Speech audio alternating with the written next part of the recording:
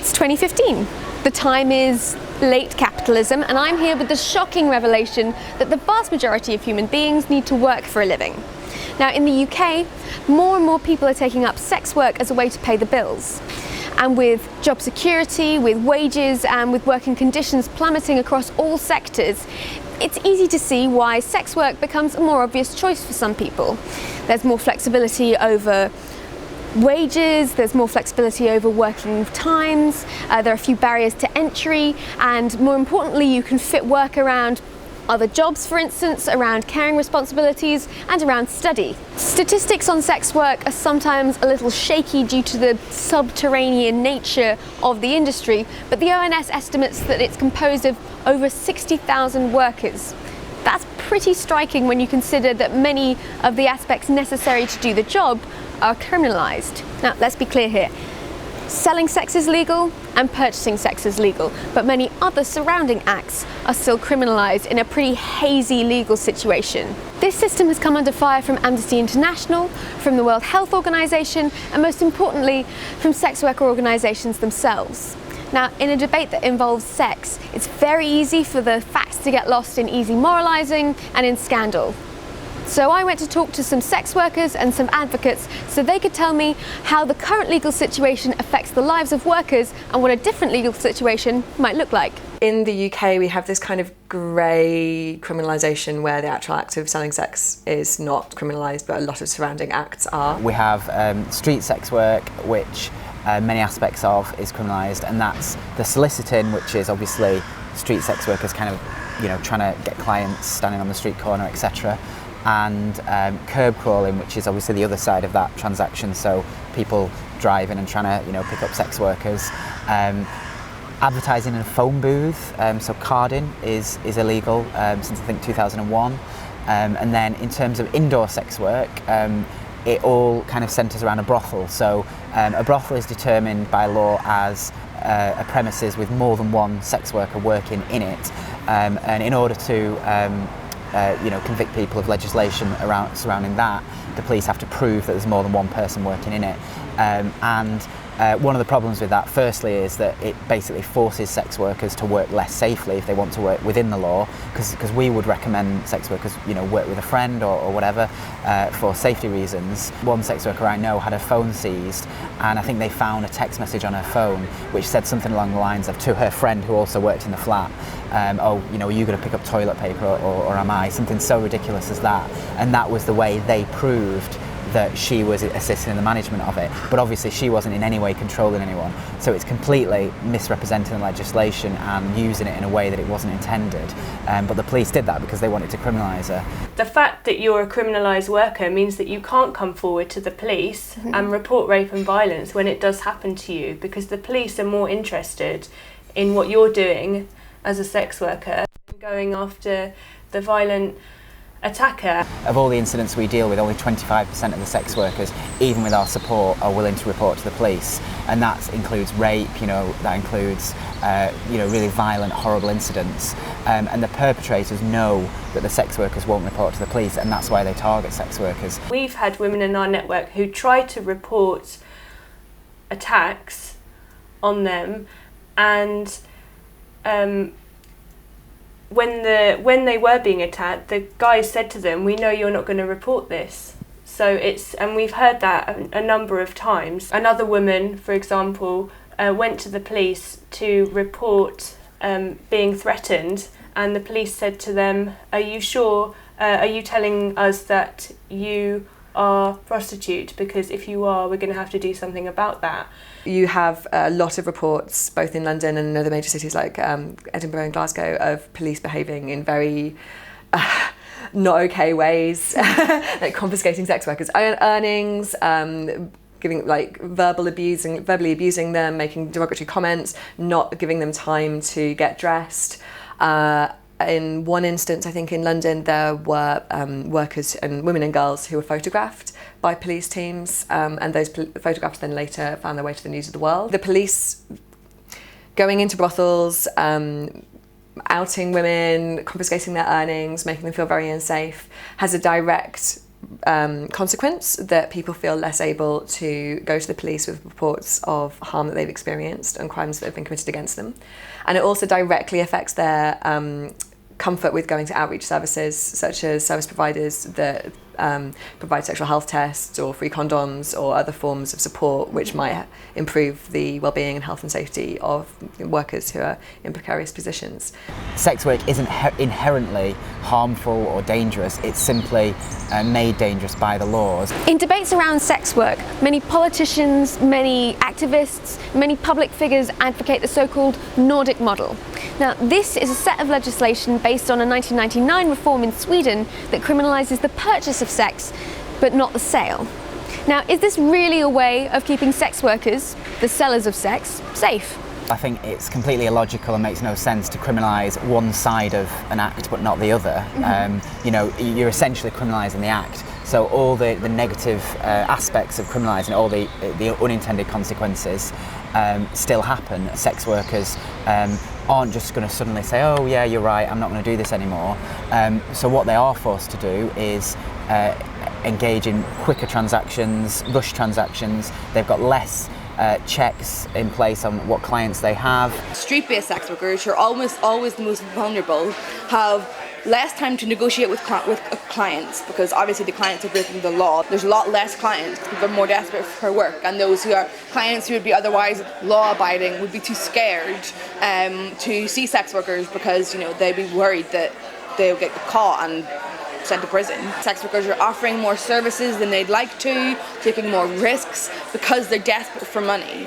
Levels of police mistrust have gone up.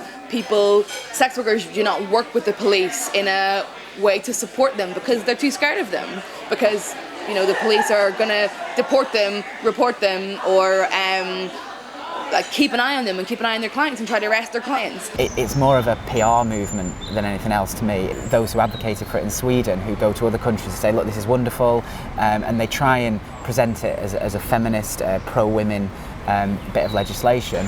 Whenever I was a lot younger, immediately I remember whenever I heard that the Swedish model was a thing, I was like, oh, well, that makes sense.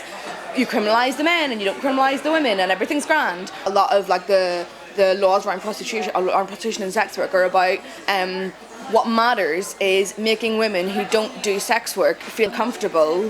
That takes precedence over women who do sex work. And even the head of the human trafficking unit in Sweden, who's one of the architects of this legislation, said something along the lines of, of course there are negative consequences for sex workers, but that's part of the reason we did this. So even its architects admit that sex workers aren't being considered and that it has indeed had negative consequences for them. Some countries, such as Germany and Holland, have chosen to regulate the industry rather than criminalising it.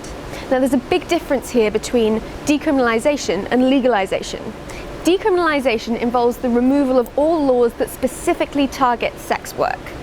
Legalisation, on the other hand, involves introducing a whole host of laws which delimit the parameters according to which and within which sex work is legal. This usually involves the states issuing licenses without which you're not a legal sex worker.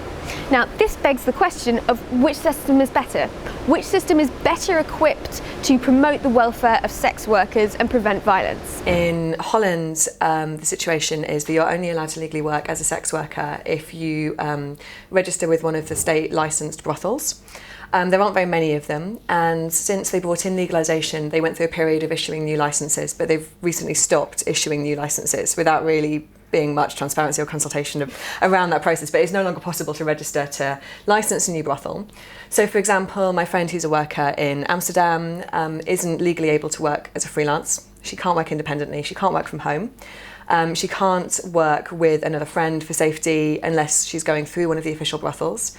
There's probably only one official brothel within commuting distance for her, and if it has a reputation for having abusive management, then she basically has no choice but to work there anyway. The German model isn't decriminalisation, and people often conflate that and think that whenever sex workers and activists and academics talk about decriminalisation, they mean the German model, and that's not what we mean. New Zealand decriminalised in 2003 with verifiable success. They did a 5-year review of the law, which found there was no increase in prostitution and no increase in trafficking. Sex workers were able to work together and were therefore more safe, were able to come forward and report rape and violence to the police, and attacks were cleared up much more quickly. The key difference between New Zealand and Germany is that New Zealand gives powers to the workers. In New Zealand, you can work together and independently without up to 4 of you inside, for example, without getting having to get a license. It just gives you another option, which obviously means that you're more able to leave exploitative conditions and start up your own place if you can, and but then you can also work with others. Decriminalisation is our main demand. We want it because it will increase safety for sex workers, because it would mean we could work together. It would improve health, because it means that we can more easily come forward and access health services. If we have a decriminalised sex industry in the UK, then it will mean that workers are able to work together for safety. They're able to employ people like maids or receptionists or drivers or bodyguards to help keep them safe without those people being at risk of prosecution from profiting from the gain of sex work. Decriminalisation, with it, needs to come kind of unionisation and labour rights for sex workers in all sectors, so sex workers can come together and advocate for their own rights. I think a paper I was reading this morning actually put the figure as high as 3/4 of sex workers in London have migrant backgrounds. One could envisage a model in which, within a fully decriminalised sex industry, migrants who are at risk of being deported might have their migration status overlooked in order to further a more harm reduction based attitude to any reports made of sexual violence or violence against them while they were working in their country. We want workers to be able to advertise for themselves, screen their own clients, and we want workers to be able to go to the police in the case of non-payment or harassment or stalking or violence from clients, and know that the police are going to be on their side and will assist them in making sure that justice is served. For sex workers working on the streets, I think it's about having appropriate levels of policing that isn't targeting either the sex workers or the punters who aren't harming the sex workers, but is targeting the offenders who target sex workers, and has CCTV that is used in the appropriate way to keep sex workers safe rather than to penalise them. Within sex work, there are certain groups such as trans people, actually male sex workers, who are far less likely to report to the police and might be more likely to be targeted. And I think it's really important that again, I think that would come with labour rights, that would come with, you could have associations representing trans sex workers, and they do exist currently, but I think decriminalisation would mean they could come to the forefront. We're not saying that everything would be fantastic. The relations between sex workers and the police is not going to be all fantastic, but it would be massively transformed, because if you can't be arrested just for working, then that's a massive difference. For the police to gain any trust from sex workers, the way the police work has to be fundamentally redefined, and I'm less optimistic that that's going to happen. When we're looking at increasing benefit cuts, austerity, which is disproportionately targeting women, who are mostly the people who are, for example, doing unpaid care work, parenting, looking after ill relatives and friends, doing sort of very low paid work. When their benefits, their housing benefit is being cut, when free school meals are being cut, those women are the ones who are going to be struggling to put food on the table for their kids, who are going to be able to feed themselves. And if sex work is one of the only options available to them, then it's not surprising that they're going to be taking it. But if we want to reduce the number of people who are entering sex work who wouldn't necessarily choose that for themselves given an absolutely kind of ideal situation, then we need to be addressing poverty, we need to be addressing austerity, and we need to be kind of building the welfare system so that it actually provides for people's needs, particularly the needs of carers and families. People are optimistic but won't stop working really hard, because there's still so many people who need to be convinced and who don't realise that they know sex workers. Sex workers are, their cousins and their friends and their students and their kids. We need to get more and more people on board with the novel idea that, sex workers' rights are human rights. Decriminalisation isn't a miracle pill, but it's the basic standard of legal protection that all workers should be entitled to. At the end of the day, it doesn't matter whether or not you think sex work is a good thing per se. If you want to promote well-being, protect workers and reduce violence, there's really only one way to go. And that way does not involve driving workers further underground and further away from vital support services. We need to stop asking, what do we do about sex work, and start asking, how do we promote the well-being of sex workers? And if we listen to them, they've been telling us loud and clear. Now, if you want to find out anything else about the organisations we've talked to today, links in the description. Don't forget to like, comment, share, favourite, all that good stuff. Thanks for watching. I'll see you next time.